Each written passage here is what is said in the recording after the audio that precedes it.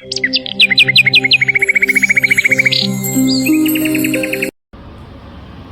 everyone, this is Teacher Max. Thank you for continuing to watch my videos, and I welcome each and everyone for today's lesson. This is a continuation of our previous lessons, and for those of you who had questions in the previous videos, you can check in the comment section. I answered each and every question, and if there is anyone who still has any question, please, I encourage you to ask that question in the comment section. And to those of you who are continuing to watch these videos, please do not forget to like, to subscribe, and to share these videos. Thank you so much. Our lesson today, we are going to look at the achievements of the League of Nations. We finished the League, introduction, aims and objectives, the failures. Today we are looking at the achievements of this international organization. When we talk about the achievements of the League of Nations, we are going to look at the things that, or the events that the League of Nations involved in the years of 1920s. Okay, we are still looking at the events of the 1920s, and I'm saying that whatever the League of Nations evolved in the years of 1920s, it succeeded. What do I mean here? If I tell you that in the years of 1920 to 39, that means whatever the League of Nations involved in stopping here, the League of Nations succeeded. That means we are stopping at the year of 1930. From here, from 30 to 1939 to the rest, these were failures and we have finished them. That means we are looking at the years of 1920 to 30, making it the year of 1920s. So when we talk about the 1920s, we talk about 21, 22, up to 29. We are stopping there. So the first achievement of the League of Nations was the Åland Island. The Åland Island. The Åland Island.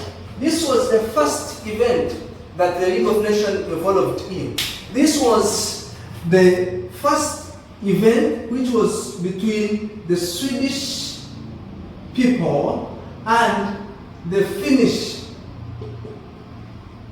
Sometimes this event is known as the Swedish-Finnish War. So the two nations, the two countries that we are seeing here, which is Sweden and Finland, competed for the islands of Åland. Because the people in these islands, most of them, 95%, they were Swedish by nationality.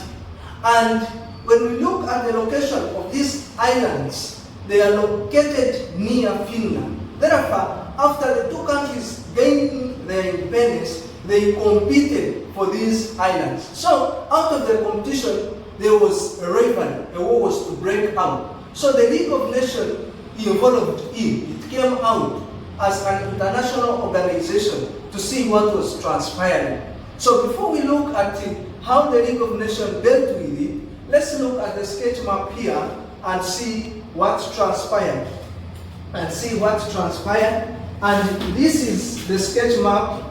This is the sketch map. And on this sketch map, I want to show you the islands of Åland. These are the islands of Åland. This is Finland, this is Sweden. So the two countries competed for the islands which are found in the middle here. So the League of Nations thought that, or saw that it was a war that was to come out of the rival or out of this competition. So the League of Nations intervened after this case was referred to the League of Nations. The League of Nations suggested that a vote should be carried out, or a plebiscite should be carried out by the islanders. So the islanders were given a mandate to vote, to choose either to be part of Finland or to be part of Sweden. What happened was the islanders voted to be part of Finland. That means they would be nationalistically Finnish. But depending on the culture, the language, the norms, they were to remain Swedish. Therefore, the League of Nations accepted what the islanders had decided. So by culture, by language, by norms, they remained Swedish, but they were given a chance to vote their own representative to represent them in the government of Finland. So the war didn't happen. The League of Nations succeeded in ending the crisis that would result in a war in the years of 1920, making the island the first success of the League of Nations. That is success number one. We are having the second success of the organization, which is the Upper Silesia dispute. This Upper Silesia was the dispute between Germany and Poland.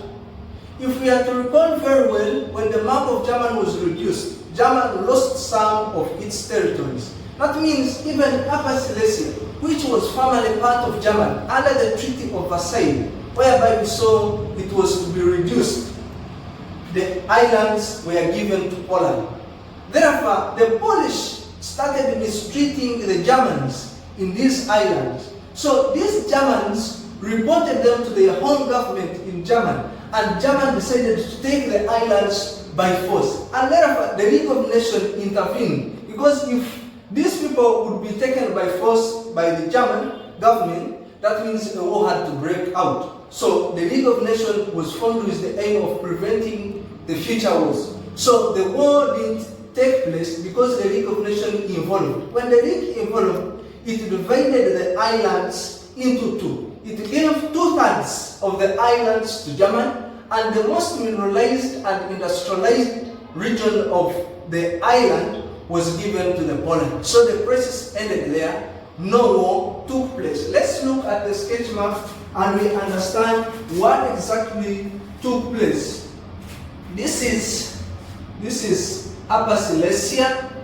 This is Upper Silesia. So when we look at this side, this is Germany. This one here is Poland. These are the islands that we are talking about. So the division that occurred, or the division that the League of Nations gave out was, it gave 2/3 of these islands to Germany, and the most mineralized and industrialized area of the region, which had coal and iron, was given to Poland. Therefore, the war didn't occur, making it the success of the League of Nations in the years of 1920s. We are having the third achievement of the League of Nations as the Greek-Bulgaria war or conflict. The Greek-Bulgaria conflict or war. During the division of the map of Europe, or the redrawing of the map of Europe, there are some border challenges that came out in the years of 1920s. So Greece kept on claiming that some of its land was given to Bulgaria, and as they say, Bulgaria continued to claim that some of its territories were given to Greece. But the two countries had a border, and at their border, we are going to see that the two countries had set border guards, each country to protect its own border. So in the middle, they had the no man's land. So in the no man's land, no one was supposed to be there. But the Greek soldiers, the Greek border guards, crossed to Bulgaria. That means they crossed the no man's land. When they reached there, 3 of them were shot and killed. So Greece decided to declare a war on Bulgaria, which was against the aims and objectives of the League. So the League of Nations had to intervene. When the League of Nations intervened, it ordered for the withdrawal of the Greek soldiers and decided that Bulgaria should pay a compensation to Greece. Now, Bulgaria at that time was weak economically. So the League of Nations decided to give out 30 million lei to the Greek government, and some crops and animals from Bulgaria were taken by the Greece. Let's look at the sketch map and we understand this event clearly. Here is the sketch map. Here is the sketch map. Here is the sketch map.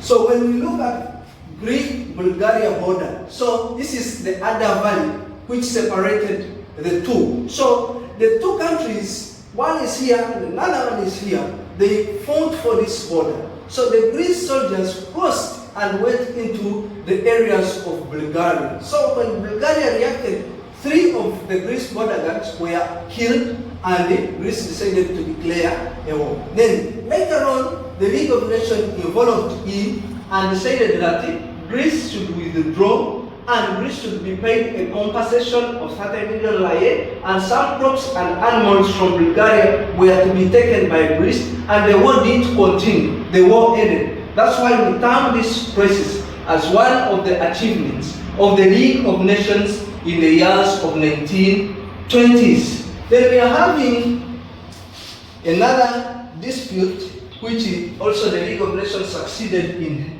handling or dealing with, which was the Corfu dispute. This was also an island. This island is found in the southern part of Europe, whereby we see when we move downwards, Italy can reach there, Greece can reach there, and Bulgaria can reach there. But it is Greece and Bulgaria that competed for the islands first. The Greeks claimed that the islands of Corfu belonged to them. The Bulgarians claimed that these islands belonged to them. So the two countries were on rival. So Italy, as a member of the League of Nations Council, was sent. 5 Italians were sent to make sure that they redraw the map of these two countries and make sure that these islands are positioned very well where they're supposed to be located. So when the 5 Italians were sent, they arrived in Greece. After arriving in Greece, as they were redrawing the map, they were shot dead. Now, when they were shot dead by the Greeks, we are going to see that Italy reacted by invading Greece. Now, the conflict that started between Greece and Bulgaria, now we are seeing Italy coming out to fight against Greece. Yet Italy had gone to offer a solution. So the League of Nations had to come in. When the League of Nations came in, the League of Nations first of all gave an order for Italian soldiers to withdraw from Greece and to make sure that the Italian soldiers who have been killed from Greece, Italy should be compensated with 5 million livres. So the 5 millions that were given to Italy made Italy not to continue with the war, and later on the League appointed the specialized commission, the mandate commission, and they managed to redraw the borders and make sure that these islands are well positioned or they got a very well location. So let's look at the sketch map here and see what exactly transpired. This is Corfu dispute. When we talk about Italy, is here. The Italians who were sent to redraw the map, they were sent in Greece to make sure that Greece and Bulgaria should stop. Greece and Bulgaria should stop fighting for these islands of Corfu. So the 5 Italians were killed in Greece. That's what prompted Italy to attack Greece. So when Greece was attacked, the League of Nations was formed with the aim of preventing future wars. Therefore, the League of Nations had to intervene to stop this war, because this war would end up becoming a very huge war that would hit the whole world. So Italy, first of all, was told to withdraw its force in Greece, and Greece was told to pay a compensation of 5 million to Italy, and later on, the League of Nations appointed a commission, a specialized committee, the mandate to make sure that these islands of Corfu are positioned very well. So this one, the League of Nations succeeded because Italy did not invade or fight against the Greeks, neither Bulgaria continued to fight with the Greeks. So the war didn't occur, making it another achievement of the League of Nations. Therefore, the League of Nations achieved in the 4 events that it involved in, that is the Alan Island, Upper Silesia, Greek Bulgaria, and the Corfu dispute. Thank you so much for watching. We are continuing to learn on this YouTube channel. Never forget to like, share, click the notification bell, and subscribe. Thank you so much.